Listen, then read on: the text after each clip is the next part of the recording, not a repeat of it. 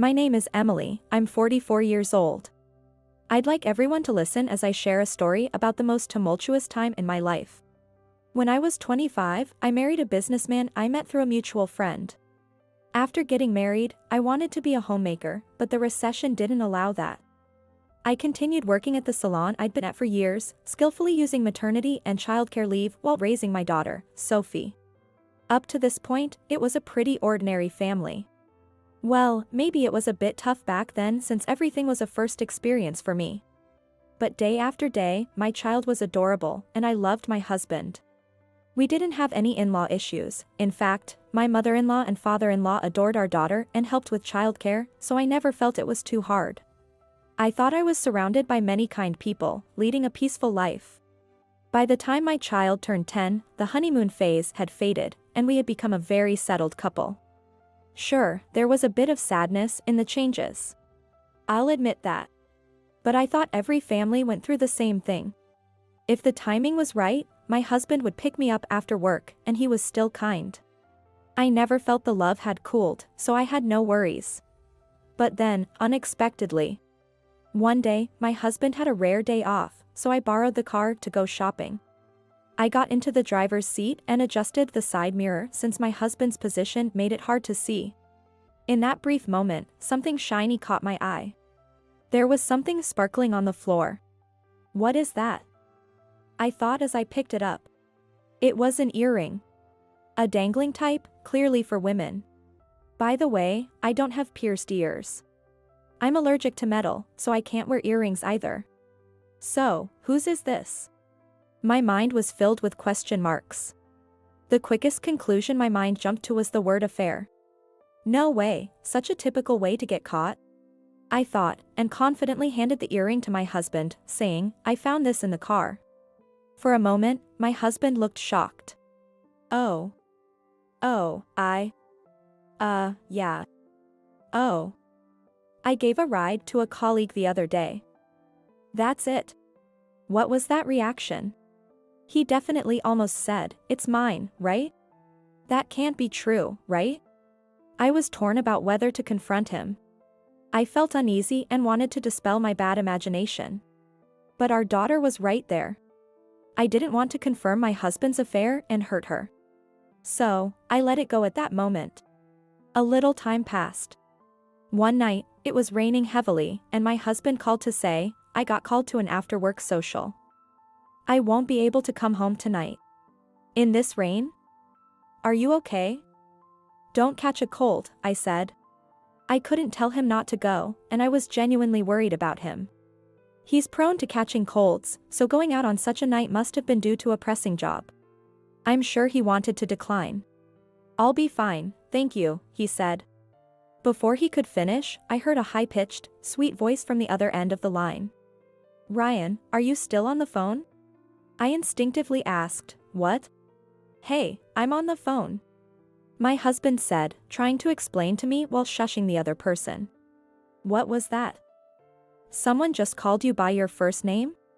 Oh, it's just a client who's had too much to drink. You know how some bosses like to call people by their first names. It's nothing. It sounded like an excuse. Sure, there's a manager at another store who also calls me Emily. There are definitely some bosses who call everyone by their first name, regardless of gender. But something about the tone of the voice made me suspicious. I couldn't help but say, Afraid of being questioned further, my husband quickly said, it's really nothing. I have to go to a client dinner now. Bye. And hastily hung up the phone. Finding that earring last time, now this, it was starting to smell like an affair. I was shocked, but without solid proof, it didn't feel real. I was just left with this growing, vague suspicion. The next morning, my husband came home and started talking about the client dinner without me even asking. But the more he talked, the more he repeated phrases like, they were pushy, they were really drunk, and, I just wanted to come home. The common theme was that he hinted, I didn't really want to go. That sounded suspicious. So, you're not having an affair, are you? I tried to laugh it off with, no way, right, but I went silent when I saw my husband's face. He was pale. I had never seen anyone look so pale before. It was to the point where I thought, people really can turn that pale. Oh, no, no, no. There's no way I'd do that. Not me. His words didn't match his expression. While you can fake a facial expression, you can't fake being that pale. This was it. What a horrible joke I made. I really messed up. I turned my back on him to hide the tears welling up in my eyes. Hey, why don't you go take a bath? It's your day off, you should relax. I said, trying to sound as cheerful as possible as I left the room to cry alone. Up until now, his poor excuses didn't make it seem real. After all, there's no proof, I thought, not feeling too anxious. But now, this was it. No solid evidence still. Nothing had changed. But his reaction was undeniable. I didn't even need to rely on my instincts as a wife. What should I do now? Find proof and get a divorce? But what about our daughter? Raise her by myself? Despite everything, I still love him. I couldn't make up my mind, so I decided to think deeply about what I really wanted. Before I found an answer, my daughter's summer vacation began. I thought it would be a typical summer, but it wasn't. My husband kept insisting on taking our daughter to his parents' house. He usually found it stressful to visit his own parents and would often say, "We can go anytime, it's just a town over." And didn't want to go back often. Plus, my work was busy during the summer vacation. A visit to his parents' house would mean staying over for several days. Even though it was close, the time our daughter could spend with her grandparents was limited. But during this time, I couldn't take long vacations. Does he know I can't go with them? As I thought about it, I remembered that this summer was already different from the others. Right. My husband is having an affair. Maybe he's using this trip as an excuse for something. If I'm lucky, I might get some proof of his infidelity. Thinking I needed evidence to make a decision, I decided to let my husband and daughter go on the trip alone. The day of the trip. My husband was unusually cheerful as he said, "We're off," and drove off with our daughter to his parents' house. Something was definitely off. He usually acted like it was a chore. But I had no idea what was actually happening, and the distance to his parents' house made it difficult to get any evidence. After they left, I searched the house but found nothing. As expected, it wasn't going to be that easy. I kept in touch with my daughter using the voice message function on her GPS device. But I was starting to think I should just give up on finding evidence. The next day, despite staying up all night searching for clues and finding nothing, I went to work exhausted. Everyone was worried about me, but I just said it was too hot to sleep and laughed it off. I exchanged messages with my daughter during breaks, thinking it would be another uneventful day. But then I noticed something strange. My daughter, who should have been at her grandparents' house, was on the move according to the GPS. The GPS showed she was moving. Sure, they might go out somewhere, but my daughter was heading towards a street lined with bars. I had a bad feeling. I quickly told my manager, Mark, that I was feeling under the weather and asked to leave work early. By then, the GPS had stopped at a certain place in the downtown area. The sign said Amore Club Love and Me, a love hotel. My daughter was at a hotel with her GPS? What? I was confused. What if she was involved in some incident? Since she hadn't responded to my messages, I frantically called my in-laws. Hello? I'm sorry to bother you, but is my daughter there? I didn't know if it was my mother-in-law, father-in-law, or husband who answered. Emily? Sophie went out with my son just a while ago. What's the matter? It was my father-in-law. Hearing that my husband took our daughter out, I felt a wave of relief. She was safe. But my relief was short-lived as a question popped into my head. Wait, what? Why is my husband at a hotel with our daughter? Could this be the proof I had been searching for all night? Just then, I got a message from my daughter on the GPS. I told my father-in-law, "Can I call you back later?" and hung up, quickly responding to my daughter. What are you doing right now? I'm waiting for Dad in the car. I double-checked the GPS location to make sure I wasn't mistaken. It was definitely a hotel. No matter how many times I checked, it was a hotel. Did he leave her in the car while he went into the hotel? I felt a rush of anger. More than finding solid evidence of his affair, I couldn't forgive him for taking our daughter to such a place. My father-in-law said my husband had taken her out to play. He was using our daughter as a cover. What a foolish thing to do. This definitely calls for some, proper punishment. I replied to my daughter, "Mom is coming over there now." Then I called my father-in-law back and explained everything. Since my father-in-law dotes on our daughter, he immediately understood the situation when I mentioned, "It seems my husband is at a hotel with Sophie." He was furious, yelling, "What is he doing?" If our daughter understood the implications of her father being at a hotel with another woman, she would be devastated. We decided to get her out of there before she realized anything. Fortunately, the hotel was near the station, so I took the train while my in-laws drove separately to the location. When I arrived at the hotel's parking lot, our car was indeed there. My daughter, knowing we were coming, was waving innocently from inside the car. I hurriedly opened the car with the spare key and hugged her tightly. "I'm sorry for leaving you alone in a place like this." I wasn't alone, but Dad is taking so long. Saying that, my daughter pouted, puffing out her cheeks. Taking her out for a fun outing and leaving her in the parking lot, really? That's just terrible. Mom will take care of this. I silently promised my daughter, though I didn't say it out loud. I persuaded her to go back home with her grandparents. I wanted to get her away from that place as quickly as possible, and my in-laws were quick to help. Then I got into the driver's seat of my husband's car and waited. Of course, just waiting wasn't satisfying enough. Guessing he was in the middle of something, I decided to call him and disrupt him. "Hello, darling?" I used an exaggeratedly casual tone to gauge his reaction. "Hey. I'm driving right now. Don't call me out of the blue, call me later." "No, you're not. Your car is right here." "What are you driving, exactly?" I couldn't help but laugh. "Okay, sure, got it. Your parents will be picking you up soon, just so you know." What? It was, of course, a lie. His parents had just left. I wanted to end his fun quickly, so I thought this was the best way. After I hung up, my husband hurriedly appeared in the parking lot a few minutes later.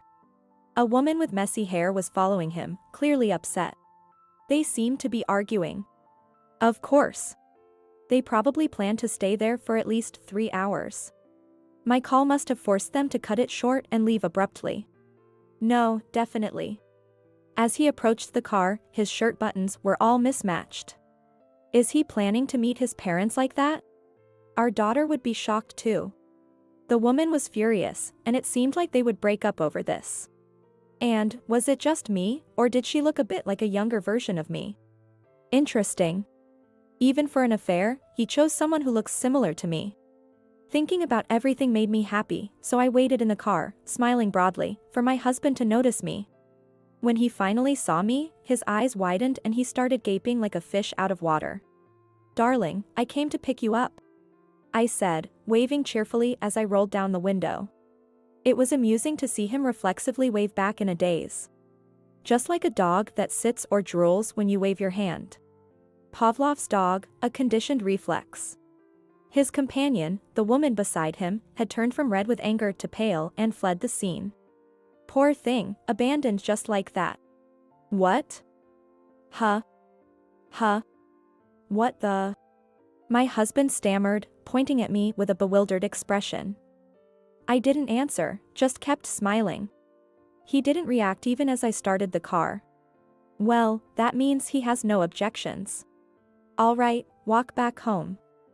I'll be there first, I said, and drove off. A man who leaves his daughter alone in a parking lot deserves the same treatment. Serves him right. Learn your lesson. In the rearview mirror, I saw him chasing the car, but I didn't slow down. The woman seemed to have left before me, so there was no one to help him now.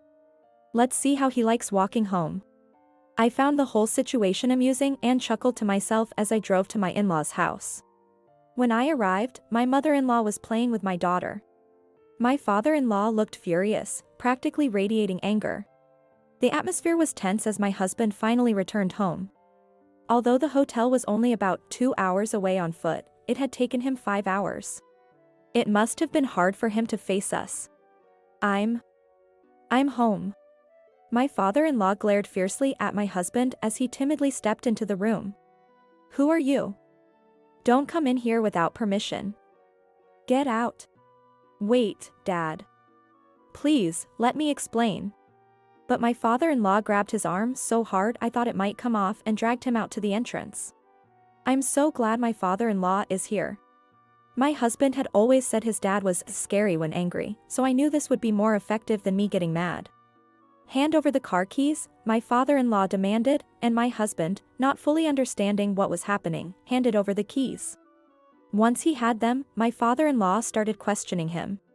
Where were you after leaving our daughter alone? I'm asking where you were. At a hotel. My husband couldn't even stand up, his voice getting smaller. I knew it. Who were you with? You weren't alone, were you? Speak up. If you lie, you'll spend the night outside. My father-in-law is someone who gets things done if he says he will. He'd taken the keys so my husband couldn't escape. Realizing the gravity of the situation, my husband started sweating. Cold sweat. She's a temp from my company. He muttered, hanging his head. Speak clearly. If I have to drag every detail out of you, you'll be spending the night outside, my father-in-law threatened. How scary, though as I watched from behind with a smile. Tears welling up, my husband started speaking in broken sentences. He confessed that he initially approached the temp because he thought she was cute and just wanted to chat a bit.